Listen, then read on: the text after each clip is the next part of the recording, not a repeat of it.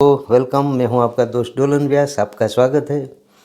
दोस्तों, कई लोगों को मैंने देखा है कि वो इतने अभिमान में होते हैं कि मानो पूरी दुनिया उसकी मुट्ठी में है और उसको किसी की ज़रूरत नहीं है और वो दुनिया में सब कुछ करने के लिए पूरे सक्षम है, पूरे शक्तिमान है।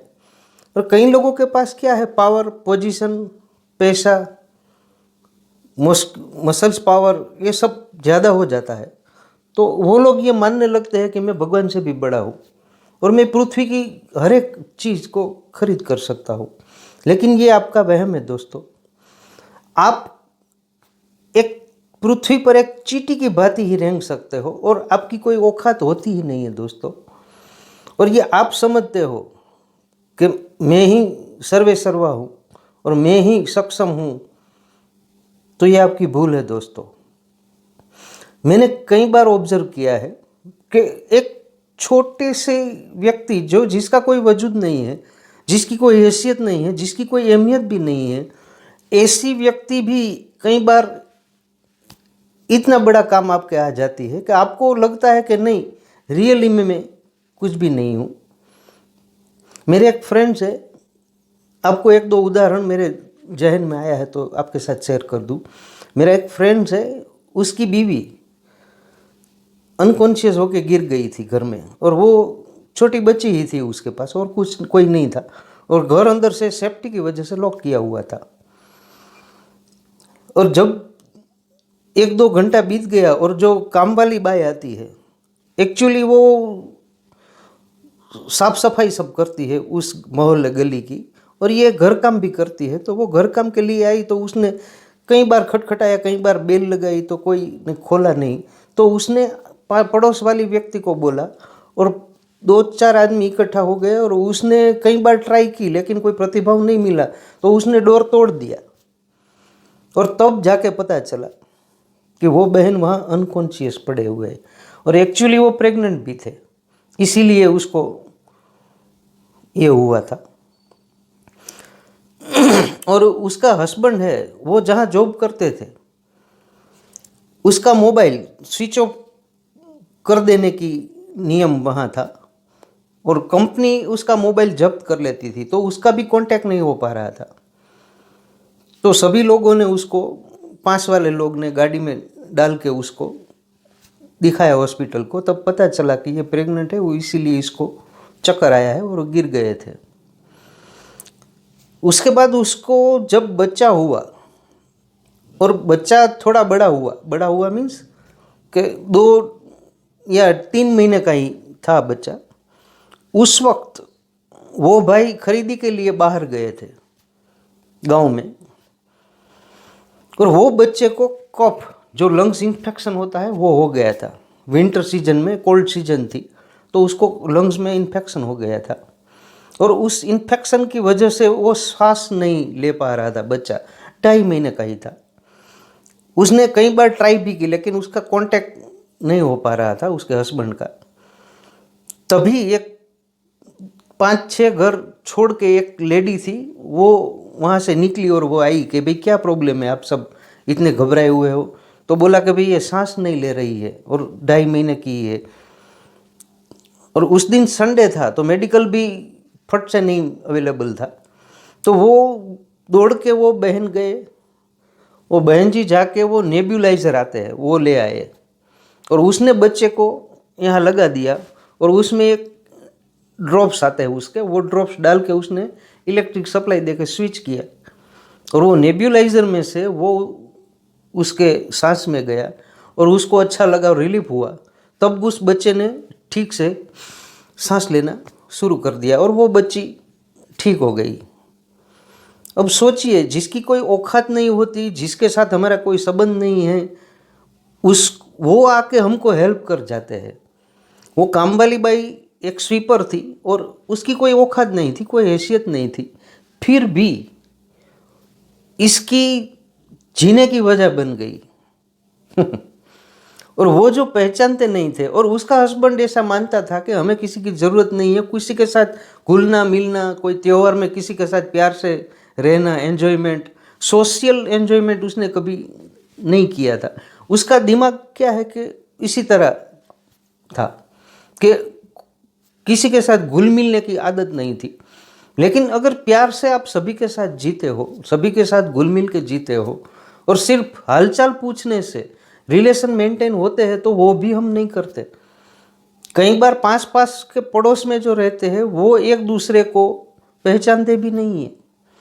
लेकिन कभी भी किसी व्यक्ति की जरूरत पड़ सकती है और आपको कल्पना में भी नहीं होगी ऐसी व्यक्ति आके आपको हेल्प कर सकती है। तो सभी के साथ प्यार से जीने में प्रॉब्लम क्या है? और हम कोई इतने चमरबंदी नहीं है कि हम पूरी दुनिया के सिकंदर हो जाते हैं, हम ऐसा नहीं जी सकते। अच्छा, एक छोटा और एग्जाम्पल है, वो मैं आपके साथ पूरा करने से पहले शेयर कर दूं। ये जब भूकंप आया था 2001 में जनवरी में, तब मैंने भी फील किया था वो। और हम लोग सोसाइटी वाले सभी भाग दौड़ के, कॉमन प्लॉट है उसमें चले गए थे। और कॉमन प्लॉट में क्या हुआ था कि सोसाइटी वाले ने मंडप और टेंट वो सब बना दिए, क्योंकि बार बार भूकंप आते थे। तो वो टेंट बना दिए और उसके नीचे हम सभी लोग, पूरी सोसाइटी के मेरे ख्याल से 80-90 लोग थे, वो सब उसमें रहते थे और सोते भी वहाँ थे। उसने मंडप सर्विस से निकाल के तकिए रजाई सभी का इंतजाम भी करवा दिया था सोसाइटी के यूनियन प्रमुख ने। तो हम लोग वहाँ सोते थे और खाने का तो अब प्रश्न ही नहीं उठता। घर में जाएगा कौन रसोई बनाने के लिए, कब ये फिर आ जाए? तो वो जो फूड आता है, वो देसी फूड सभी लोकल जो अवेलेबल है, उस कंदोई के पास जाके बनवाते थे और ले आते थे। मेरी दाहिनी ओर जो सेट हुआ था वो फैमिली इतना रिच था कि उसके पास 3-4 गाड़ियाँ थी, बहुत बड़ा बंगला भी था और इतने पैसे थे बैंक में कि बात मत पूछो। और मेरी ये साइड में जो था फैमिली, वो फैमिली एक्चुअली घर काम करते थे वो लोग, और मेहनत मजदूरी करके सब्जी बेचते थे। वो प्याज सब्जी सब बेचकर गुजारा करते थे। वो छोटे फैमिली था। जब वो खाने की चीज़ें आई और वहाँ से वो कंदोई को रसोइये के पास से बनवा कर ले आए, तो सभी को बराबर बराबर जो जीवन निर्वाह के लिए जो मिलता था वो सबको एक एक प्लेट में मिलता था, और थोड़ा बहुत जो मिलता था वो सब खाते थे। लेकिन वो ये जो पैसे वाले साहब जो पास में थे, उन दोनों ने कपल ने अपनी प्लेट खा चुके थे, लेकिन बच्चे की प्लेट है वो हाथ में से तब गिर गई। तो वो जमीन पे प्लेट उल्टी होके गिर पड़ी, तो खाने का तो उसके पास अब था नहीं। और वो दोनों कपल वो भी खुद खा चुके थे, क्योंकि भूख ज़्यादा ही लगती है, नेचुरल है। फ्री टाइम था, कुछ काम धंधा तो था नहीं, तो जो मिलता था उसमें जीवन निर्वाह करने की बात थी। वो दोनों अपना खा चुके और बच्चे की प्लेट उथल कर गिर गई। अब ये बच्चा शाम तक भूखा रहना पड़ेगा उसको। तो वो मेरे पास में वो जो सब्जी बेचने वाली फैमिली थी, उस फैमिली में से वो जो बहन थे, वो बहन अपने बच्चे को खिलाने के प्रोग्राम में खुद ने अपनी प्लेट साइड में रखी थी और खाई भी नहीं थी। तो वो बहन ने वो प्लेट उठा के खुद की प्लेट ये भाई साहब के बच्चे को दे दी और बोला कि बेटा तू खा ले, मुझे कोई फर्क नहीं पड़ेगा, क्योंकि मेरे तो घर में ये जो कच्ची सब्जी है वो भी पड़ी है, तो वो मैं दौड़ के ले आऊँगी तो मेरा गुजारा हो जाएगा, तू ये खा ले। उसने पास बिठा के उसको गोदी में बिठा के सहला फुसला के उसको प्लेट पूरी खिला दी और वो बच्चा खुश हो गया। तब उस महोदय को रियलाइज हुआ कि जीवन में सबसे प्यार बांटो, सबसे प्यार से रहो, तो ही दुनिया कायम है दोस्तों। लेकिन वो भाई भी कभी गाड़ी से उतरे नहीं, कभी कोई उसको अभिवादन करते तो उसको जवाब तक नहीं देते थे वो, क्योंकि वो इसको सभी को कीड़ी मकोड़ा ही समझते थे, वो चींटी समझते थे सबको।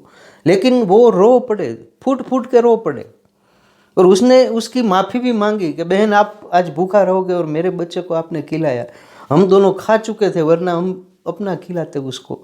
वो बहन ने बोला कि कोई बात नहीं भैया जी, ये मेरा ही बच्चा है, मेरे बच्चे ने तो खा लिया है और मैं एक ना नहीं खाऊंगी तो मर नहीं जाऊंगी।